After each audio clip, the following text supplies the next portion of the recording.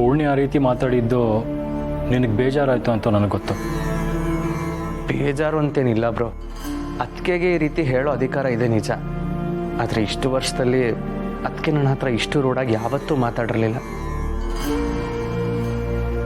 ಅಂಥದ್ರಲ್ಲಿ ಇವತ್ತು ಈ ರೀತಿ ಮಾತಾಡ್ತಿದ್ದಾರೆ ಅಂದರೆ ಅವ್ರ ಮನ್ಸಿಗೆ ತುಂಬ ನೋವಾಗಿರ್ಬೋದು ಅನ್ಸುತ್ತೆ. ನೋಡು ಅಭಿ, ಇಷ್ಟು ದಿನ ಮಾತಾಡದೇ ಇರೋಳು ಈಗ ಮಾತಾಡ್ತಿದ್ದಾಳೆ ಅಂದರೆ ಅವಳಿಗೂ ಇತ್ತೀಚೆಗೆ ಪ್ರೈವಸಿ ಬೇಕು ಅಂತ ಅನ್ನಿಸ್ತಿರ್ಬೋದೇನೋ. ಅವಳ ರೂಮಿಗೆ ಯಾರಾದರೂ ಬಂದರೆ ಅವಳು ಪರ್ಮಿಷನ್ ತೊಗೊಂಡು ಬರಬೇಕು ಅಂತ ಅವಳು ಯೋಚನೆ ಮಾಡಿರ್ಬೋದು. ಇದರಲ್ಲಿ ಏನಂತ ದೊಡ್ಡ ವಿಷಯ ಇದೆ? ಈ ಮನೆಯಲ್ಲಿ ಪ್ರತಿಯೊಬ್ಬರಿಗೂ ಅವ್ರವ್ರ ಪ್ರೈವಸಿ ಮುಖ್ಯ. ಅದು ನಾನಾದರೂ ಅಷ್ಟೇ, ಅವಳಾದರೂ ಅಷ್ಟೇ. ಸುಮ್ಮನೆ ಇದ್ರ ಬಗ್ಗೆ ಎಲ್ಲ ಯೋಚನೆ ಮಾಡಿ ತಲೆ ಕೆಡಿಸ್ಕೋಬೇಡ. ನಿಜ ಬ್ರೋ, ದೀಪಿಕಾ ಹೇಳ್ತಿರೋದು ಕರೆಕ್ಟಾಗೇ ಇದೆ. ಇಷ್ಟು ದಿನ ನಿಮ್ಮ ರೂಮ್ಗೆ ಪರ್ಮಿಷನ್ ಇಲ್ಲದೆ ಬರ್ತಿದ್ದೆ. ಮೋಸ್ಟ್ಲಿ ಅದಕ್ಕೆ ಇಷ್ಟ ಆಗಿಲ್ಲ ಅನಿಸುತ್ತೆ. ಇದರಲ್ಲಿ ನನ್ನ ತಪ್ಪು ಇದೆ. ಅಭಿ, ಇಲ್ಲ ಬ್ರೋ, ಅದಕ್ಕೆ ಹೇಳ್ತಿರೋದು ಸರಿಯಾಗೇ ಇದೆ. ನಾವು ಅದಕ್ಕೆ ಬಗ್ಗೆ ತಪ್ಪು ತಿಳ್ಕೊಳ್ಳೋದು ಬೇಡ. ಹಾಗೇನೇ ವಿಚಾರ ದೊಡ್ಡದು ಮಾಡೋದು ಬೇಡ. ಇನ್ಮೇಲಿಂದ ನಿಮ್ಮ ರೂಮಿಗೆ ಬರ್ಬೇಕಾದ್ರೆ ಪರ್ಮಿಷನ್ ತೊಗೊಂಡೇ ಬರ್ತೀನಿ. ಚಿಲ್.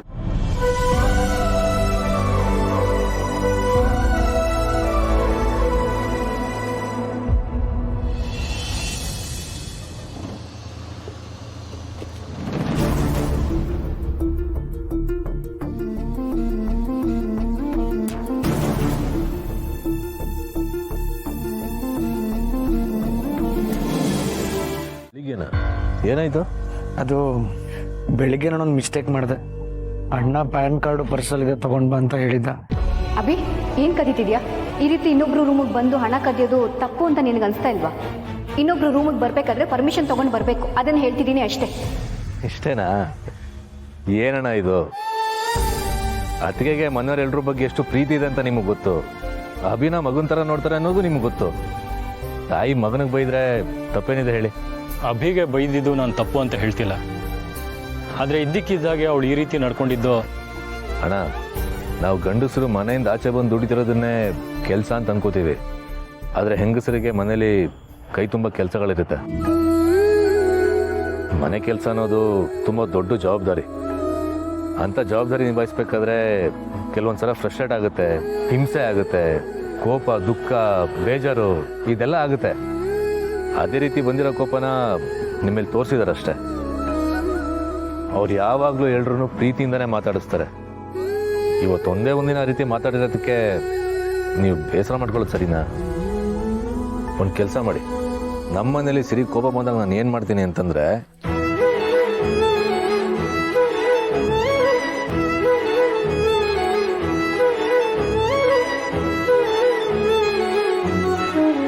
Super idea. ಹಾಗಿದ್ರೆ ನೀನು ಹೇಳ್ದಂಗೆ ಮಾಡುವಂತ್ಯಾ? ಖಂಡಿತ ವರ್ಕ್ ಆಗುತ್ತೆ ಅಣ್ಣ. ಸರಿ, ಹಾಗೆ ಮಾಡ್ತೀನಿ. ಸೂಪರ್ ಅಣ್ಣ.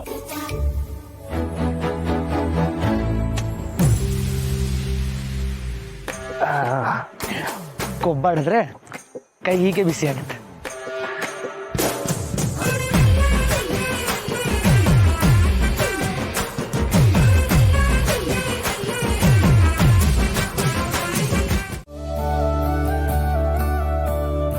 ಅವ್ರು ಕೊಡಮ್ಮ. Thank you. ಅಂತೂ ರಾಮ್, ಒಂದು ಟೀಗೋಸ್ಕರ ಎಷ್ಟೆಲ್ಲ ಮಾಡಿಬಿಟ್ಟೆಪ್ಪ ನೀನು. ಇವತ್ತು ನೀವು ನಮ್ಮ ಪಾಲಿಗೆ ದೇವರೇ ಆಗ್ಬಿಟ್ರಿ. ನಿಮ್ಮ ಋಣನ ಹೇಗೆ ತೀರಿಸ್ಬೇಕೋ ಗೊತ್ತಾಗ್ತಿಲ್ಲ. ಅಯ್ಯೋ, ಅಷ್ಟು ದೊಡ್ಡ ಮಾತೆಲ್ಲ ಆಡಬೇಡಿ. ಇವರು ಒಂದು ಕಾಲದಲ್ಲಿ ನಮ್ಮ ತಾತಂಗೆ ಮಾಡಿದ ಉಪಕಾರ ನಮ್ಮ ತಾತನ ಜೀವನನೇ ಬದಲಾಯಿಸ್ಬಿಡ್ತು. ಅದ್ರ ಮುಂದೆ ನಾನು ಮಾಡಿರೋ ಸಹಾಯ ಏನೇನೂ ಅಲ್ಲ. ತುಂಬ ದೊಡ್ಡ ಗುಣ ನಿಮ್ಮದು. ಈ ಮನೆ ಮೇಲೆ ನಾವು ಜೀವನೇ ಇಟ್ಕೊಂಡಿದ್ದೀವಿ. ಈ ಮನೆನ ಕಳ್ಕೊಂಡು ನಮಗೆ ದಿಕ್ಕೆ ತೋಚ್ತಾ ಇದ್ದಾಗ ಆ ದೇವ್ರೆ ನಿಮ್ಮನ್ನ ಇಲ್ಲಿ ಕಳಿಸ್ಕೊಟ್ಟ ಅನ್ಸುತ್ತೆ. ವಿಧಿಯಾಟ ಅನ್ನೋದು ಹೇಗಿದೆ ನೋಡಿ. ಯಾವತ್ತೋ ನಮ್ಮ ತಾತ ನಿಮ್ಮ ತಾತನ ಸಹಾಯ ಮಾಡಿದ್ದು ಇವತ್ತು ನಮ್ಮ ಬದುಕಿಗೆ ದಾರಿದೀಪ ಆಯಿತು. ನಿಮ್ಮ ಮನೇಲಿ ಎಲ್ಲರೂ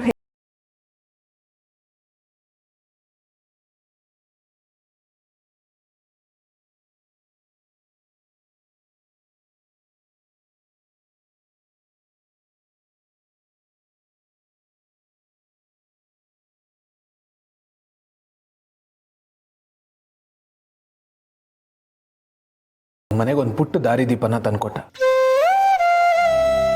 ಇರ್ಲಿ ಬಿಡಿ, ಜೀವನ ಅಂದಮೇಲೆ ಇದೆಲ್ಲ ಇದ್ದಿದೆ ಅಲ್ವಾ? ನಿಜಾನಪ್ಪ. ಜೀವನ ಅಂತಂದರೆ ನಗುನೂ ಇರುತ್ತೆ, ಅಳುನೂ ಇರುತ್ತೆ, ಸಂತೋಷನೂ ಇರುತ್ತೆ, ಸಂಕಟನೂ ಇರುತ್ತೆ. ಜೀವನದಲ್ಲಿ ನಾವು ಯಾರೂ ಶಾಶ್ವತ ಅಲ್ಲ ರಾಮ್. ಆದರೆ ನಾವು ಮಾಡೋ ಒಳ್ಳೆ ಕೆಲಸ ಮಾತ್ರ ನಮ್ಮ ಹೆಸರನ್ನ ಜೀವಂತವಾಗಿರಿಸುತ್ತೆ. ಯಾವುದಕ್ಕೂ ಕುಗ್ಗಬಾರ್ದು ರಾಮ್. ಕಷ್ಟಗಳೆಲ್ಲ ಕರಗಿ ಒಂದಲ್ಲ ಒಂದು ದಿವಸ ಒಳ್ಳೆ ದಿನ ಬಂದೇ ಬರುತ್ತೆ.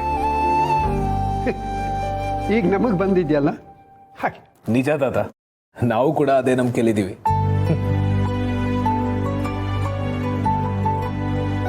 ನಂಗೆ ಟೈಮ್ ಆಯ್ತು, ನಾನು ನೋಡ್ತೀನಿ. ತಾತ, ಒಳ್ಳೇದಾಗಲಿ. ನೋಡು ರಾಮ್, ನೀನು ನಮ್ಗೆ ಒಳ್ಳೇದು ಮಾಡಿದ್ದೀಯ. ಈ ನಿನ್ನ ಒಳ್ಳೆತನ ನಿನ್ನ ಬಾಳನ್ನ, ನಿನ್ನ ಬದುಕನ್ನ ಒಳ್ಳೇದು ಮಾಡತ್ತೆ. ಇಂಥ ಆಶೀರ್ವಾದಕ್ಕಿಂತ ದೊಡ್ಡದಿನ್ನೇನಿದೆ ತಾತ. ಹೋಗಿ ಬರ್ತೀನಿ. ಹೋಗ್ಬಾ. ಬಾಯ್. ಹಾ, ಸೂರಿಗೇನ ಕೇಳಿದೆ ಅಂತ ಹೇಳು. ಖಂಡಿತ. ಮರ್ತೋಗಿರ್ತಾನೋ. ಬಾಯ್ ತಾತ. Okay bye. ಬರ್ತೀನಿ. ಬಾಯ್.